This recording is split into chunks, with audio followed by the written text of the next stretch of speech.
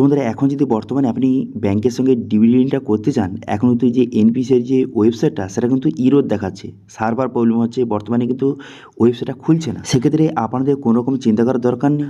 বর্তমানে কিন্তু নতুন পোর্টাল কিন্তু লঞ্চ করে দেওয়া হয়েছে। সেই নতুন পোর্টালের মাধ্যমে খুব সহজে আপনি কিন্তু আপনার ব্যাংকের সঙ্গে যে ডিবিটি লিঙ্কটা রয়েছে কিনা তার স্ট্যাটাস চেক করতে পারবেন, এবং যাদের কিন্তু লিঙ্ক নেই তারা নতুনভাবেও কিন্তু লিঙ্ক করতে পারবেন, এবং যাদের কিন্তু লিঙ্ক রয়েছে যেই ব্যাংকটা সেটা চেঞ্জ করে আপনি চাইছেন অন্য ব্যাংক লিঙ্ক করতে, সেটাও খুব সহজে করতে পারবেন। এর জন্য কিন্তু নতুন পোর্টাল কিন্তু লঞ্চ করা হয়েছে।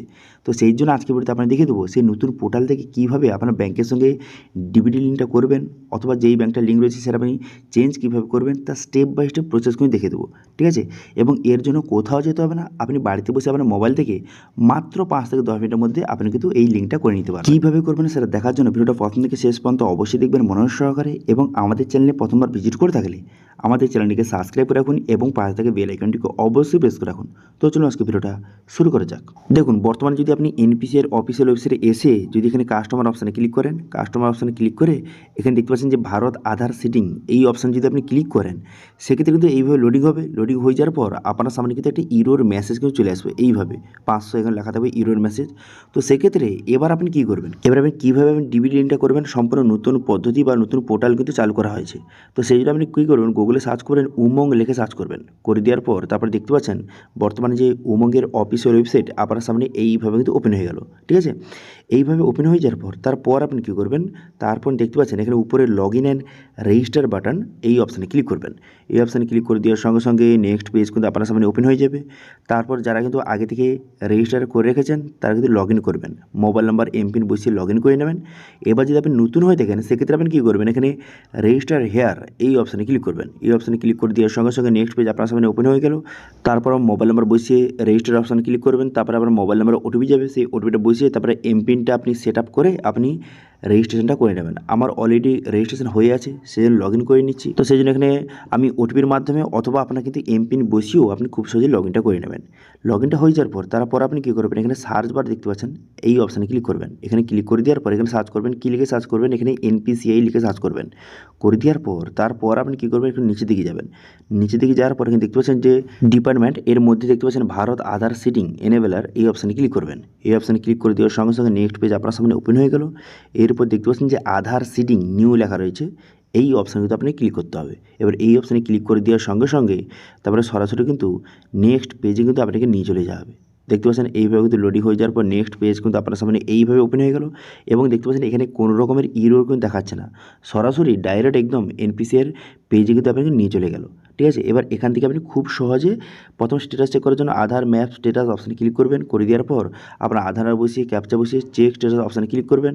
তারপর কিন্তু আপনার আধার কার্ডের সঙ্গে যে মোবাইল নাম্বার লিঙ্ক রয়েছে মোবাইল ওটিপি যাবে, সেই ওটিপিটা বসিয়ে সাবমিট করে দেওয়ার পর দেখতে পাচ্ছেন এখানে আপনার বর্তমানে ডিবিটি লিঙ্কটা রয়েছে কিনা, অথবা কোন ব্যাংকটা বর্তমানে লিঙ্ক রয়েছে, কোন ব্যাংকের ডিবিটি লিঙ্কটা রয়েছে, এখান থেকে খুব সহজে আপনি দেখে নিতে পারবেন, ঠিক আছে।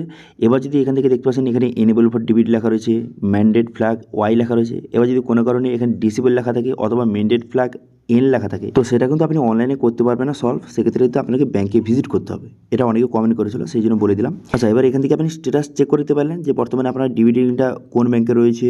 এবার যদি এখানে কোনো রকম ডিটেলস যদি না শো হয় সেক্ষেত্রে বুঝতে পারবেন যে বর্তমানে আপনার কোনো রকমের ডিবিটি লিঙ্কটা নেই।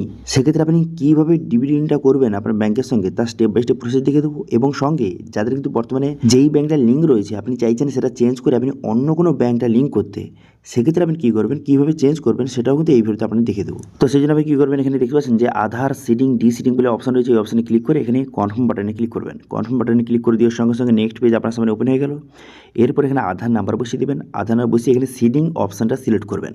এখানে সিলেক্ট করে নেওয়ার পর এবার কিন্তু ব্যাংক আপনাকে সিলেক্ট করতে হবে, যেই ব্যাংকটা বর্তমানে আপনি লিঙ্কটা করতে চান সেই ব্যাংকটাকে থেকে আপনি সিলেক্ট করে নেবেন। আমি এখানে এক্সাম্পল হিসেবে কানাড়া ব্যাংক সিলেক্ট করে নিচ্ছি। তো তারপর আপনি কী করবেন, সিডিং টাইপ, এখানে কিন্তু খুবই গুরুত্বপূর্ণ, কারা কোন অপশান সিলেক্ট করবেন ভালো করে দেখে নিন।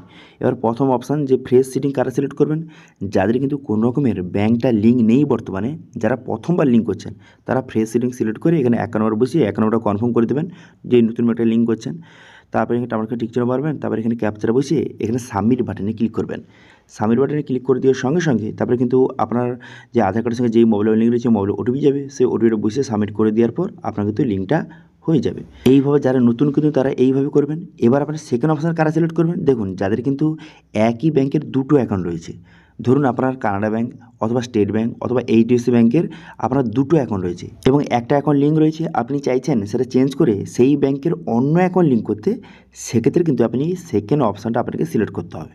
ঠিক আছে, বোঝা গেল কারা সেকেন্ড অপশান সিলেক্ট করবেন। তো এবার বলে কি 3 নম্বর অপশানটা কারা সিলেক্ট করবেন। দেখুন, যারা কিন্তু এক ব্যাংক থেকে অন্য ব্যাংকে ট্রান্সফার করছেন, যেমন আমার ক্ষেত্রে আমার স্টেট ব্যাংক লিঙ্ক ছিল, বর্তমানে আমি কানাডা ব্যাংকে ট্রান্সফার করছি। এবার আপনার ক্ষেত্রে যেটা হয়ে থাকে, আপনি এক ব্যাংক থেকে অন্য ব্যাংকে ট্রান্সফার করতে গেলে এই 3 নম্বর অপশানটা সিলেক্ট করবেন। ঠিক আছে, তারপর 3 নম্বর অপশান সিলেক্ট করে নেওয়ার পর তারপর আপনি কী করবেন, এখানে অ্যাকাউন্ট নাম্বার বসাতে হবে। এবার কোন অ্যাকাউন্ট নাম্বার বসাবেন, যেই ব্যাংকটা বর্তমানে লিঙ্ক করছেন। বর্তমানে দেখতে পাচ্ছেন আমি কিন্তু বর্তমানে কানাডা ব্যাংকটা লিঙ্ক করছি, সেক্ষেত্রে আমি কিন্তু কানাডা ব্যাংকের এখানে অ্যাকাউন্ট নাম্বার বসিয়ে দেবেন এবং সেই অ্যাকাউন্ট নাম্বারটা কনফার্ম করে দেবেন। ঠিক আছে, বোঝা গেল যে আপনার একটা ব্যাংক লিঙ্ক ছিল সেটা চেঞ্জ করে আপনি যেই নতুন ব্যাংকটা লিঙ্ক করছেন তার অ্যাকাউন্ট নাম্বার বসিয়ে টার্মিনেশন টিকচিহ্ন মেরে এখানে ক্যাপচারা বসাবেন। ক্যাপচারা বসিয়ে এখানে সাবমিট বাটনে ক্লিক করবেন। সাবমিট বাটনে ক্লিক করে দেওয়ার সঙ্গে সঙ্গে পুরো টার্ম অ্যান্ড কন্ডিশনের পেজ কিন্তু আপনার সামনে এইভাবে ওপেন হয়ে যাবে। হয়ে যাওয়ার পরে এগ্রি অ্যান্ড কন্টিনিউ বাটনে ক্লিক করবেন। এই অপশানে ক্লিক করে দেওয়ার সঙ্গে সঙ্গে তারপরে কিন্তু আপনার আধার কার্ডের সঙ্গে যেই মোবাইল নাম্বার লিঙ্ক আছে সেই মোবাইলে কিন্তু একটা ওটিপি পাঠানো হবে। সেই ওটিপিটা এখানে সঠিকভাবে বসিয়ে দেওয়ার পর কনফার্ম বাটনে ক্লিক করবেন। এরপর এখানে বলে দেওয়া হয়েছে যে বর্তমানে আপনার স্টেট ব্যাংক লিঙ্ক রয়েছে, আপনি কিন্তু কানাডা ব্যাংকে ট্রান্সফার করছেন, আপনি কি চান? হ্যাঁ আমি চাই। সেই জন্য কিন্তু এখানে কনফার্ম বাটনে ক্লিক করে দেবো। কনফার্ম বাটনে ক্লিক করে দেওয়ার পর তারপরে দেখতে পাচ্ছেন আপনার অ্যাপ্লিকেশনটা এইভাবে কিন্তু সাবমিট হয়ে যাবে এবং স্ট্যাটাস কিন্তু সাকসেস দেখাচ্ছে, দেখতে পাচ্ছেন। এরপর আপনি কী করবেন, এরপরে 10 থেকে 15 মিনিট পর আপনি কিন্তু স্ট্যাটাসটা চেক করবেন, দেখবেন যে আপনার লিঙ্কটা কিন্তু হয়ে গেছে। সেই জন্য আপনি কী করবেন, আধার ম্যাপ স্ট্যাটাস অপশানে ক্লিক করবেন। করে দেওয়ার পর এখানে আধার নাম্বার বসাবেন, তারপরে ক্যাপচার বসিয়ে চেক স্ট্যাটাস অপশানে ক্লিক করবেন। তারপরে আপনার আধার কার্ডের সঙ্গে যেই মোবাইল লিঙ্ক রয়েছে মোবাইল ওটিপি যাবে, সেই ওটিপিটা বসিয়ে এখানে কিন্তু কনফার্ম বাটনে ক্লিক করে দেওয়ার পর দেখতে পাচ্ছেন এখানে কিন্তু বর্তমানে আমার কানাডা ব্যাংকতে লিঙ্ক হয়ে গেছে, দেখতে পাচ্ছেন। তো এইভাবে আপনিও খুব সহজে এইভাবে আপনার ব্যাংকের সঙ্গে আপনার ডিবিটি লিঙ্কটা করতে পারবেন এইভাবে। ঠিক আছে, তো আশা করি বুঝতে পারছেন বর্তমানে আপনার ব্যাংকের সঙ্গে আধার এনপিসিআই ডিবিটি লিঙ্কটা কীভাবে করবেন, অথবা যাদের কিন্তু লিঙ্ক রয়েছে কীভাবে চেঞ্জ করবেন সেটাও কিন্তু দেখিয়ে দিলাম। ঠিক আছে, নতুন কীভাবে লিঙ্ক করবেন, কীভাবে চেঞ্জ করবেন, সম্পূর্ণ প্রসেসটা দেখিয়ে দিলাম। এবার যদি এটা নিয়ে কোনো রকম যদি আপনার কোয়েশ্চেন অথবা কোয়ারিজ থেকে অবশ্যই কিন্তু কমেন্ট করবেন, আমি অবশ্যই রিপ্লাই করব। এবং আজকে ভিডিওটা ভালো লাগে ভিডিওকে লাইক করবেন এবং ভিডিও কিন্তু বন্ধুর সঙ্গে শেয়ার করে দেবেন। এবং আমাদের চ্যানেলে প্রথমবার ভিজিট করে থাকলে আজকে আমাদের চ্যানেলটিকে সাবস্ক্রাইব করে রাখুন এবং পাশে থেকে বেল আইকনটিকে অবশ্যই প্রেস করে রাখুন। তো চলুন আজকে ভিডিওটা